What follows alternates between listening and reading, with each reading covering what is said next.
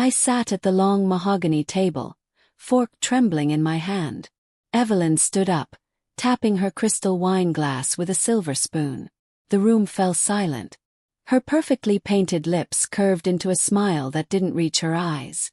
"I want to make a toast," she announced, her voice cutting through the air like ice. "To family. To standards. To knowing when someone simply doesn't belong." Her gaze locked onto me. "My son deserves better than a woman with no career, no ambition, and no value to offer this family." Laughter rippled around the table, her friends, her relatives, all nodding in agreement. I looked at my husband, Marcus, hoping he'd defend me. He stared at his plate, jaw clenched, saying nothing. My chest tightened. Heat rushed to my face. I wanted to disappear.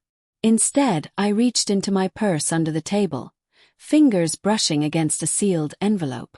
I excused myself quietly, chair scraping against hardwood. As I walked toward the hallway, I heard Evelyn's voice behind me. "See?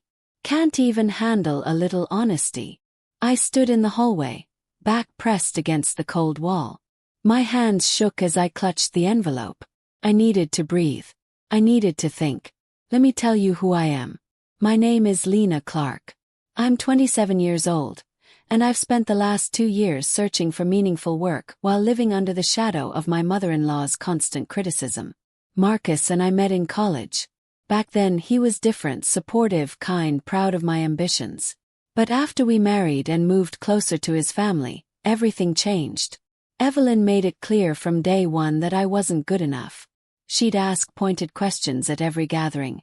"Still unemployed, dear?" Or "When will you contribute something real?"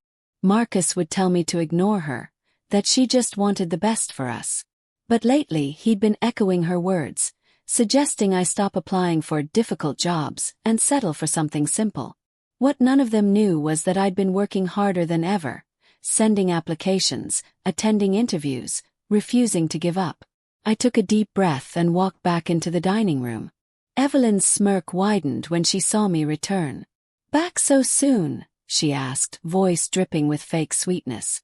I didn't respond. Instead, I placed the envelope on the table in front of Marcus. He glanced at it, then at me, confusion flickering across his face. "What's this?" he asked. Before I could answer, he snatched it up.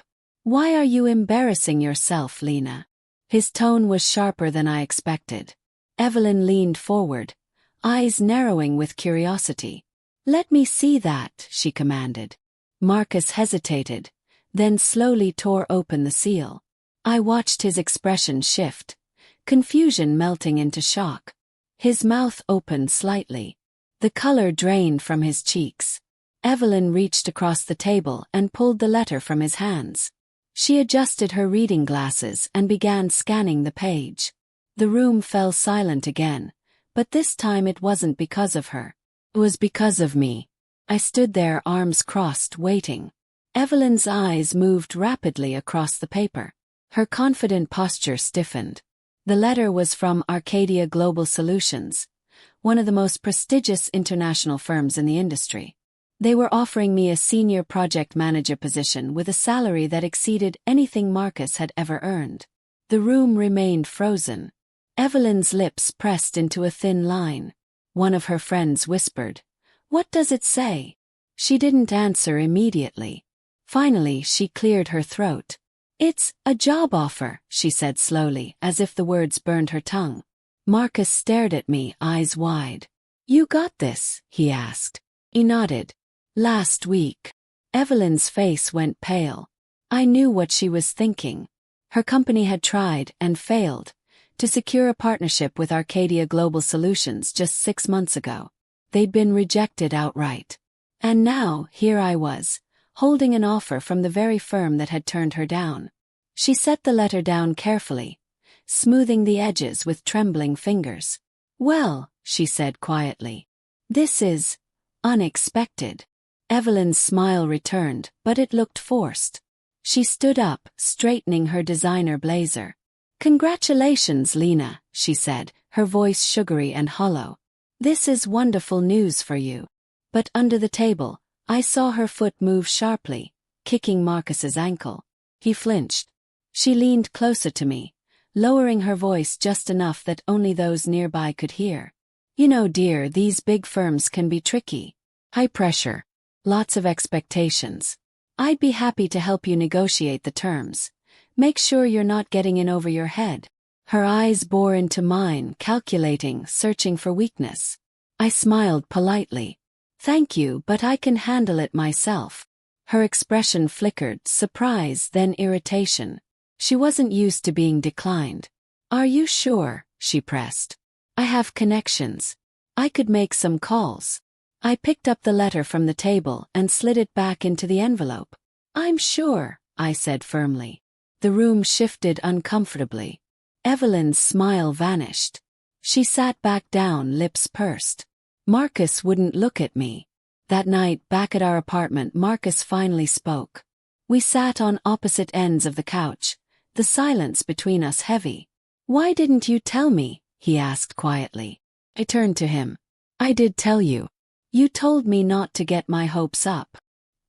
He ran a hand through his hair, exhaling sharply. Lena, you don't understand. This is going to cause problems. I stared at him. Problems. Got a job. Good job. Isn't that what everyone wanted? He stood up, pacing. My mother has been under a lot of stress. Her company's struggling. Seeing you succeed with Arcadia, it's going to make things worse. I couldn't believe what I was hearing. So you want me to turn it down? He didn't answer right away. Finally, he looked at me, eyes pleading. I'm just asking you to think about it. Maybe don't accept it yet. Let things settle. My heart sank. You knew about my interviews, didn't you? He hesitated, then nodded. I didn't want to worry you. Or her. Betrayal washed over me like cold water. The next morning my phone rang. Evelyn's name flashed on the screen. I hesitated, then answered. Good morning, Lena, she said, her voice unnaturally sweet.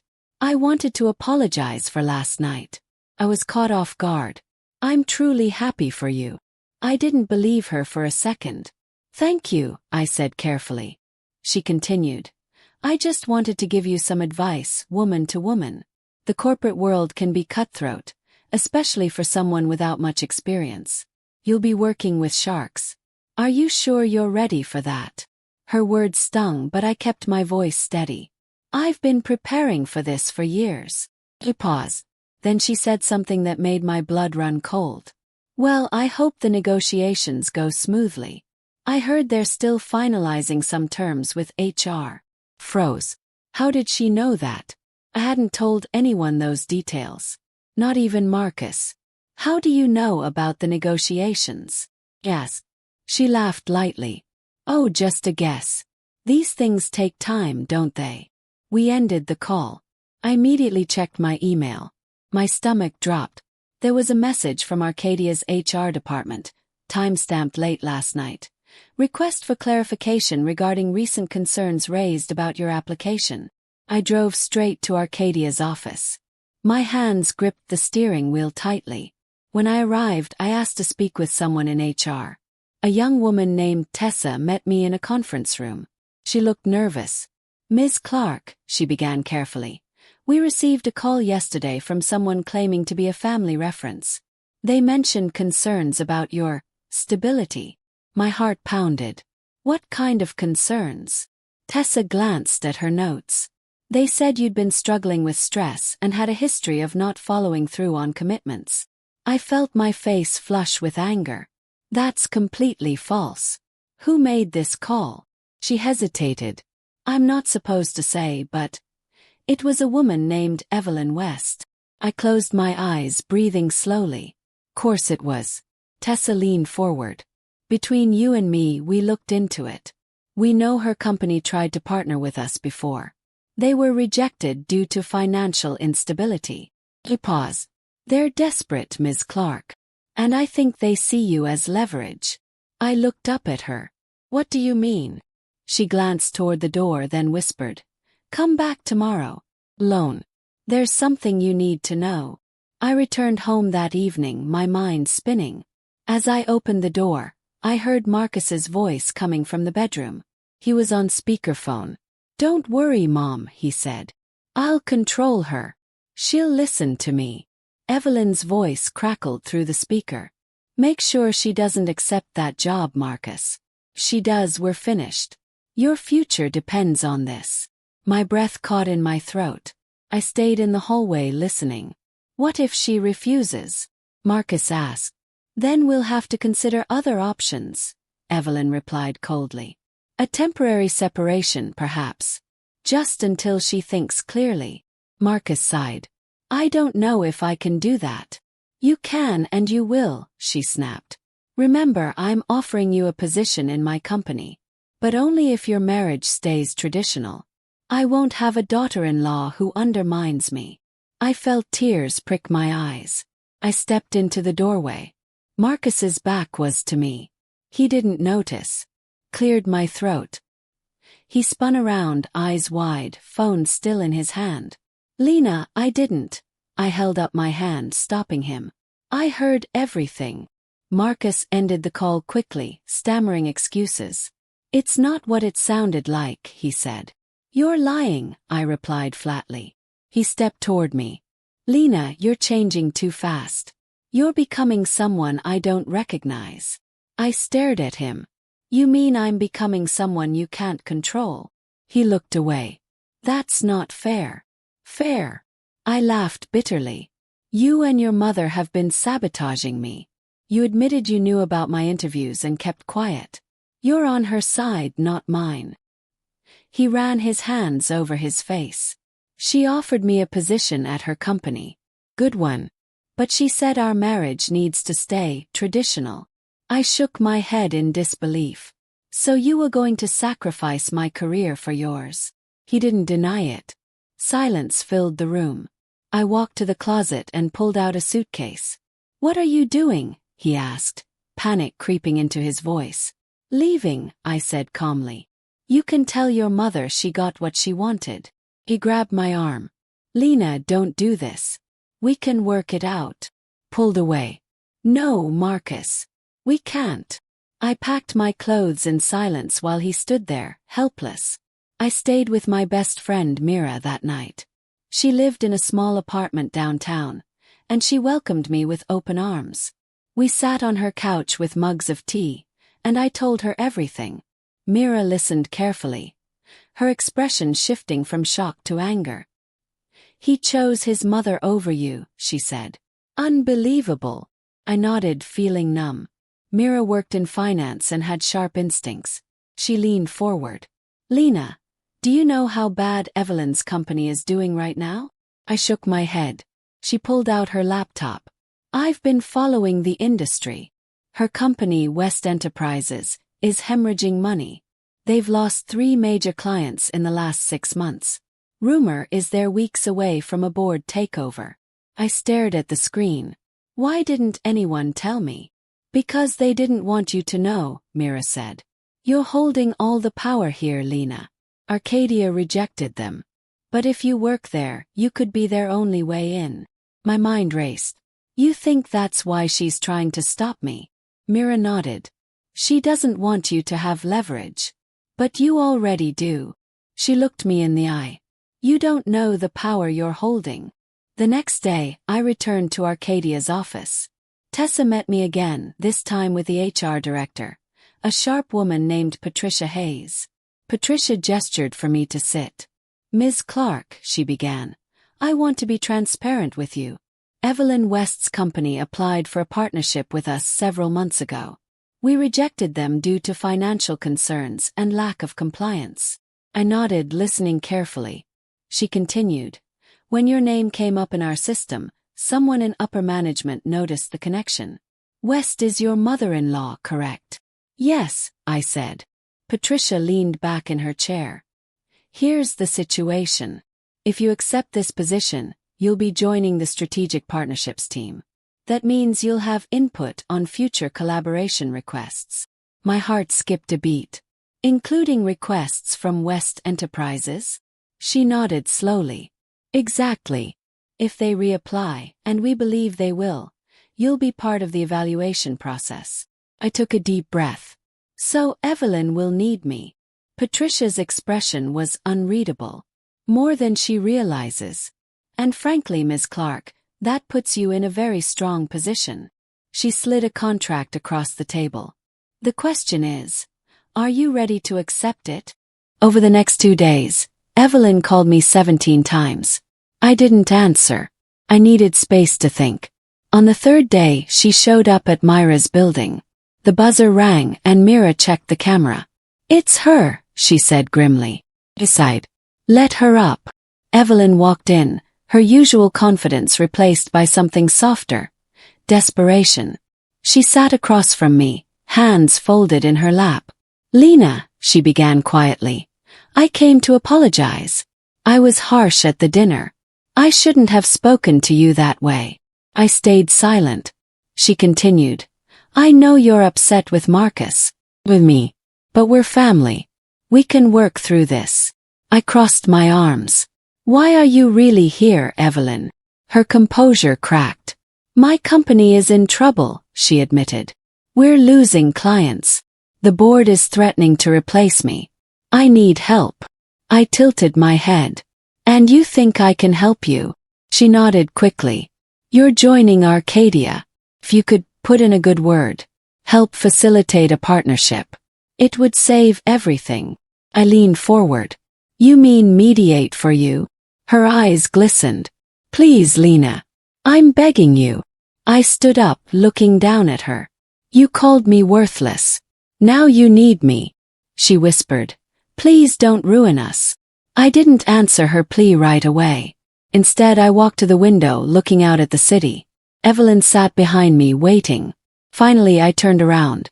If I accept the job at Arcadia, I said calmly, I'll be on the team that evaluates partnership requests. That includes yours. Evelyn's face went pale. You'd have that much influence. He nodded. I'd be part of the decision-making process. She stood up quickly, stepping toward me. Then you understand you could help us. You could save the company. I met her gaze evenly. Or I could recommend they reject you again. Her breath hitched. Fear flickered in her eyes. You wouldn't. I didn't respond. The silence between us was heavy. She sank back into the chair, covering her face with her hands. What do you want from me? She asked, voice breaking. I didn't want revenge. I didn't want cruelty. I wanted something simpler, respect. I want you to understand, I said quietly, that my worth was never yours to decide. She looked up at me, tears streaking her makeup. I'm sorry, she whispered. I see that now. He nodded. Good. Because I've already made my decision. 2 days later, Marcus showed up at Myra's apartment with a bouquet of flowers. He knocked softly and Mira answered, arms crossed. She doesn't want to see you, Mira said. Please, Marcus begged. Just 5 minutes. I appeared behind Mira. It's okay, I told her. She stepped aside reluctantly. Marcus and I sat on the balcony. He placed the flowers on the small table between us. I've been an idiot, he began. I let my mother control me. I should have defended you. I didn't respond. He continued. I love you, Lena. I want to fix this. I'll stand up to her. I'll support you. Just please come home. I watched him carefully. His phone buzzed.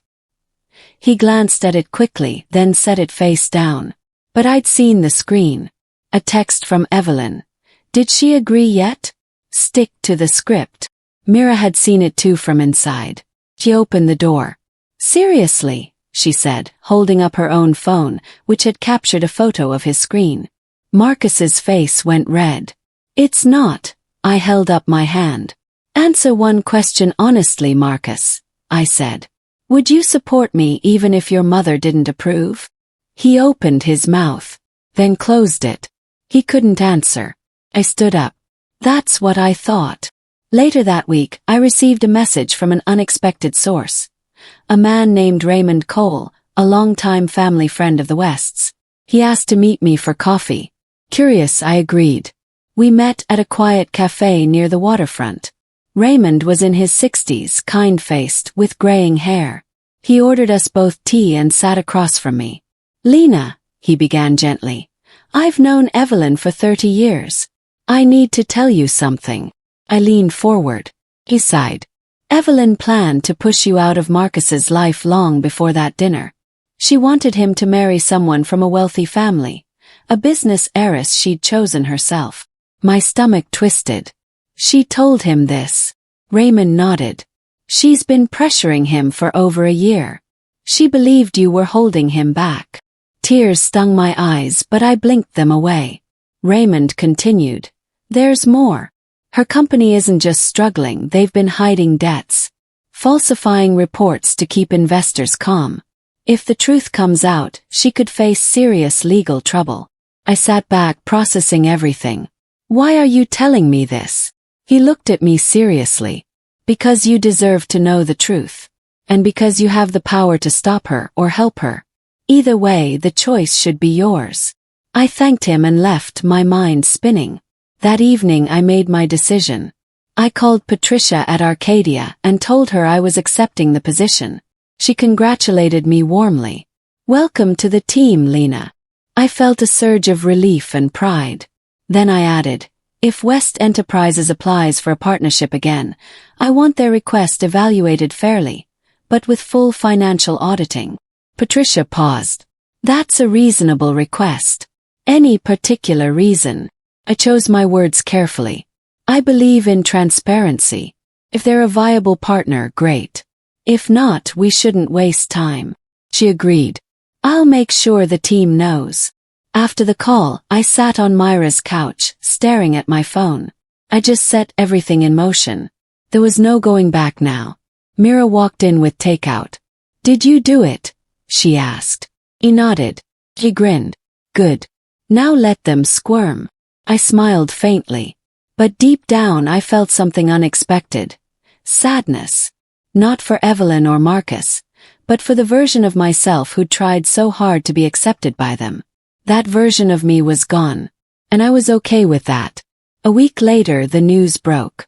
A business journal published an exposé on West Enterprises, revealing financial discrepancies and fraudulent reporting. The article cited anonymous sources and regulatory filings. The board launched an internal investigation, and Evelyn was placed under scrutiny. My phone exploded with calls. Marcus called crying. "She's saying you did this," he sobbed. "Did you?" I stayed calm. "I didn't leak anything, Marcus. But I did request that any partnership with Arcadia include a full audit. That's standard procedure." He was silent for a moment. "The board is blaming her. She might lose everything." I felt a pang of sympathy, but I didn't waver. "She made her choices, Marcus. Just like I'm making mine." He hung up. Mira looked at me. "You okay?" He nodded. "Yeah, I am." The truth was, I hadn't set out to destroy Evelyn. I'd simply insisted on honesty and accountability. If that led to consequences, they were hers to face. That night, I received a text from an unknown number. "Please, we need to talk. Evelyn." I stared at the message for a long time before responding. "Tomorrow, noon. Public place." We met at a cafe downtown. Evelyn arrived early, looking smaller somehow, worn down, makeup unable to hide the exhaustion in her eyes. Marcus was with her. I sat across from them, hands folded on the table. Evelyn spoke first. "You did this." Her voice was flat, accusatory. I shook my head. "I didn't leak anything. I didn't call the press. I didn't fabricate your financial records." Marcus leaned forward. "But you knew, didn't you? You knew the audit would expose her." I met his gaze. "I asked for standard due diligence. If your mother's company had nothing to hide, there'd be no problem." Evelyn's hands trembled. "I'm going to lose everything. The board wants me out. Investors are pulling funding." I stayed quiet. She continued, voice breaking. "I was wrong about you. I see that now. But please help us. You have the power to fix this." I took a deep breath. "I can't fix what you broke, Evelyn. Marcus slammed his hand on the table. So that's it. You're just going to watch us fall. I looked at him sadly. You chose this path, Marcus. Both of you did. Evelyn whispered. What do you want from us? I pulled an envelope from my bag and placed it on the table. Evelyn stared at the envelope.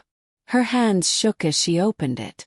Inside was a copy of my original offer letter from Arcadia, the one she'd called meaningless. Beneath it was a handwritten note. She read it aloud, voice barely a whisper.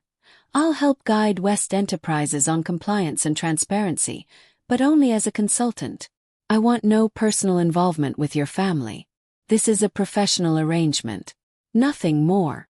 She looked up at me, tears streaming down her face. You'd do that? After everything? He nodded. I don't want revenge, Evelyn. I just want respect. Marcus stared at the letter, realization dawning. This means we'd have to separate.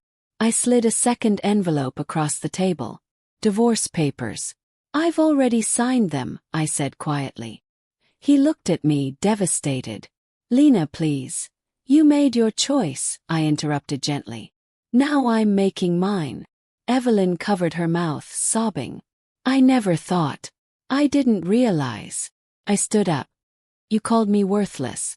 But worth isn't something you get to decide for anyone. I left the cafe, feeling lighter than I had in months. Behind me, I heard Evelyn crying and Marcus trying to comfort her. I didn't look back.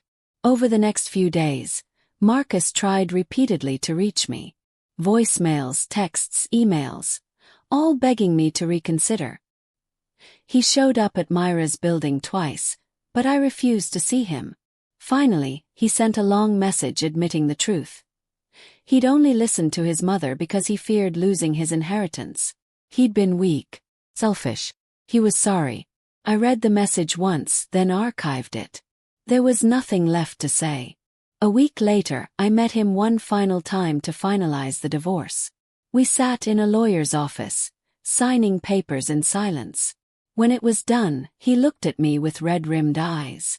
I ruined everything, didn't I? I didn't answer. He stood up slowly. I hope you find happiness, Lena. He nodded. I already have. He left, shoulders slumped. The lawyer handed me my copies of the paperwork. Congratulations on your fresh start, she said kindly. Smiled.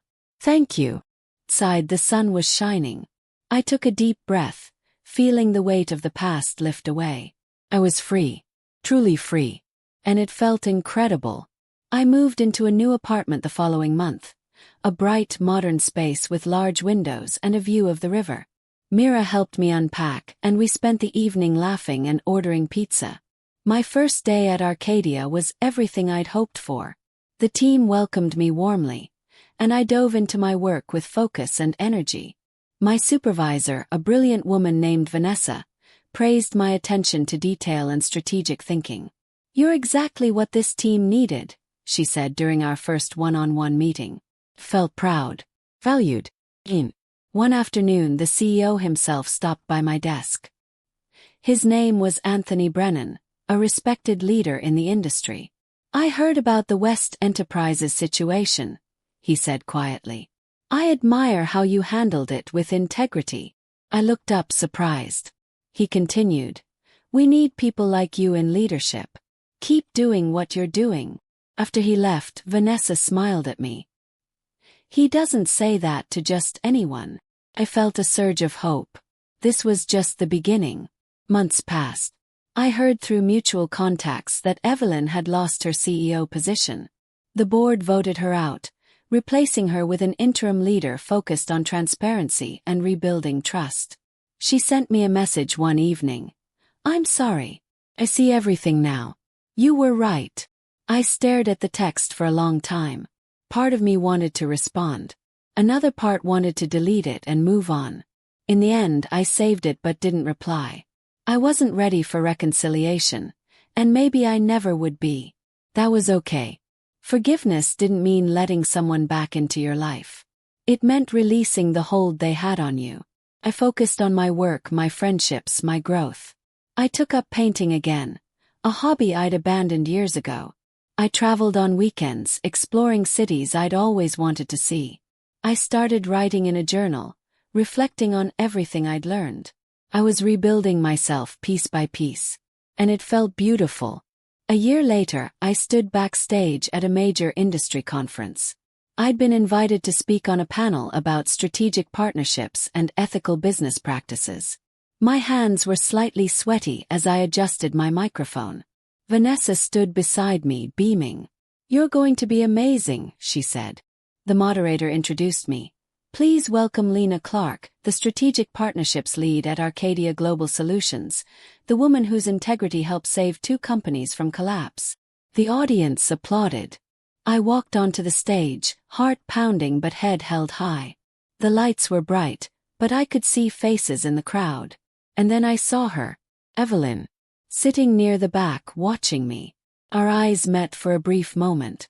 She didn't look angry or resentful. She looked humbled. I took a deep breath and began my talk. I spoke about the importance of transparency, accountability, and knowing your worth. I shared my story, not with bitterness but with honesty. The audience listened intently. When I finished, they stood and applauded. I felt tears prick my eyes, but I smiled through them. This was my moment, and no one could take it from me. After the conference, I walked through the lobby, greeting colleagues and shaking hands. Then I saw Evelyn approaching. She looked older, more fragile. But her eyes were clear. "Lena," she said quietly. I stopped waiting. She took a deep breath. "Thank you. For helping the company. For not destroying us when you could have." He nodded. "I didn't do it for you." She smiled sadly. "I know. But it still mattered." She paused, then added, "I spent so much time deciding who was worthy and who wasn't. I never realized how wrong I was." I looked at her, not with anger but with clarity. "Worth is something you never get to decide for anyone, Evelyn." She nodded, tears filling her eyes. "I understand that now." We stood there for a moment, 2 women who'd been locked in a battle neither of us truly wanted. Then I smiled gently. "I hope you find peace," she whispered. "I hope you find everything you deserve." I turned and walked away, feeling lighter with every step. The sun streamed through the glass doors ahead. I pushed them open and stepped outside into the warmth, into the world, into my future. I was free. I was whole. I was enough. And I always had been.